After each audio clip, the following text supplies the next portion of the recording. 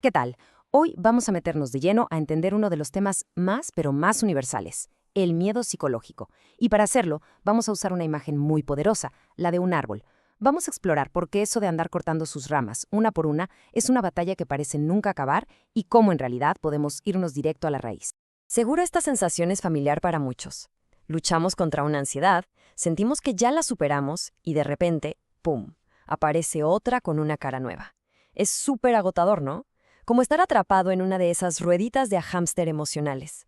Y esto nos lleva a la pregunta clave. ¿Será que estamos viendo el problema de la forma correcta? Y aquí está, justo el meollo del asunto.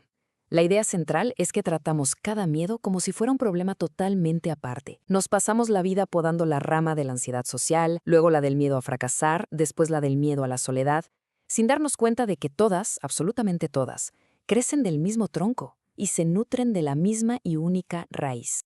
Bueno, vamos a sumergirnos en esto. Primero hay que identificar bien esas ramas. ¿Cómo se ve el miedo en el día a día? A primera vista parecen cosas muy diferentes, pero a ver, vamos a verlas más de cerca. A ver, ¿reconocemos estas formas? Claro que sí. Está el miedo social, ese de sentir la mirada de los demás como un juez. El miedo económico, a perder lo que ya se tiene. El afectivo, a que nos abandonen o a no ser suficientes. Incluso los más profundos, ¿no? Como el miedo existencial al vacío, a la falta de sentido. O los más comunes, el miedo a equivocarse, a decepcionar, a perder el control. Cada uno se siente como un mundo, como un desafío único. Y aquí viene el punto que lo cambia todo. Aunque el miedo se ponga 1000 disfraces, el mecanismo que lo crea por dentro es siempre el mismo. O sea, no son 1000 problemas diferentes, es un solo problema que se manifiesta de 1000 maneras. Entender esto es lo que de verdad puede cambiar el juego por completo. Muy bien, ahora vamos a dejar de ver las ramas por un momento y empecemos a bajar por el tronco. Vamos a investigar el origen, la causa de fondo de dónde sale todo este árbol.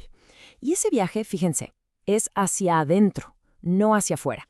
Fíjense qué interesante este contraste. La creencia común es que el miedo viene de afuera, del mundo, de las circunstancias, de lo que podría pasar. Pero la realidad, según este análisis, es que la causa es 100% interna. No es el mundo, es la mente. No son las circunstancias, es el pensamiento que las interpreta. La causa siempre, siempre está adentro. Y aquí la tenemos, la raíz de todo. La fórmula es sorprendentemente simple. El miedo psicológico nace cuando se juntan dos cosas, el pensamiento y el tiempo psicológico. ¿Y qué es el tiempo psicológico? Pues es el pasado que recordamos y, sobre todo, el futuro que nos imaginamos. Esto es importantísimo. El miedo no es una reacción a lo que está pasando ahora mismo. Nadie le tiene miedo a este preciso instante. A lo que le tenemos miedo es a una imagen mental, a una película que nuestro pensamiento produce sobre un posible futuro, casi siempre basada en recuerdos del pasado. Y el problema es que confundimos esa película con la realidad. Ok, entonces, ¿cómo se arma esa película? Vamos a desglosarlo pieza por pieza. Entender la mecánica nos permite ver que el miedo no es algo mágico o misterioso, sino un proceso, un mecanismo súper predecible que ocurre dentro de la mente. Miren esta secuencia. Primero, ocurre un hecho, algo real. Eso deja una memoria, como un residuo emocional. Luego, el pensamiento agarra ese residuo y lo usa para proyectar un futuro, para crear una imagen, un escenario mental.